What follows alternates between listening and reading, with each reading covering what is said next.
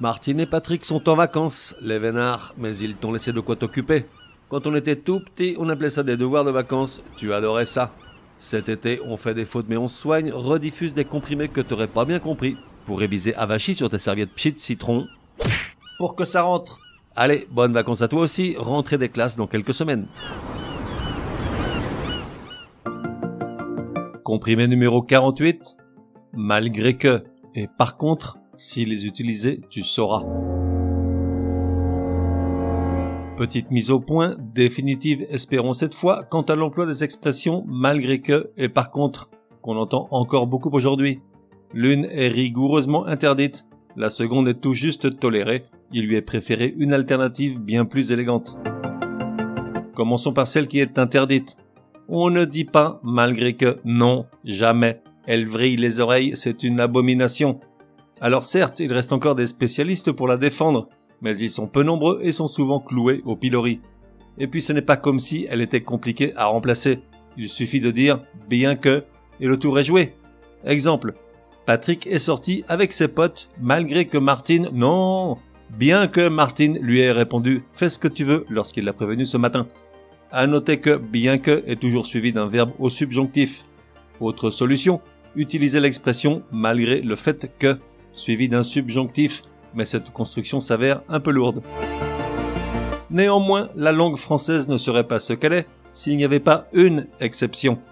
Il est possible d'utiliser malgré que sans être instantanément couvert de quolibets dans la seule expression malgré que j'en ai AIE ou malgré qu'il en est AIT qui signifie en vieux français, en très vieux français, malgré mais ou ses réserves. Ça vient de l'ancien sens de malgré qui voulait dire mauvais gré, et elle n'est plus guère utilisée aujourd'hui, même dans un style littéraire en poulet. Venons-en maintenant à « par contre ». On m'a demandé à plusieurs reprises pour quelles raisons j'utilisais toujours l'expression « en revanche » en lieu et place de « par contre », et si cette dernière est interdite d'emploi. Alors c'est une vieille histoire, le premier à lui rentrer dedans fut Voltaire, pour qui par contre devait rester dans le domaine commercial, puisque s'agissant d'une ellipse de l'expression « par contre envoie ». L'Académie française, bien qu'hésitante dans son jugement, préconise l'usage de « en revanche », et les plus illustres des dictionnaires, comme le Littré et le Grévis, lui emboîtent le pas et sans hésitation. Voilà pourquoi ici tu n'entendras jamais « par contre » mais « en revanche ». Résumé du comprimé numéro 48.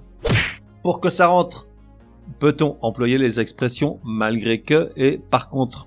La première est à bannir définitivement, d'autant qu'il est facile de la remplacer par « bien que » suivi d'un subjonctif.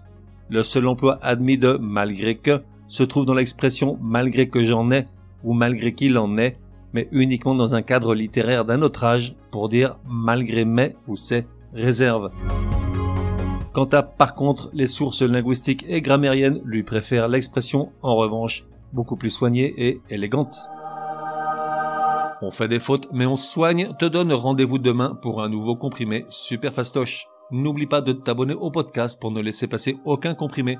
Et si tu es de bonne humeur, merci de laisser un chouette commentaire. Certaines applis de podcast le permettent.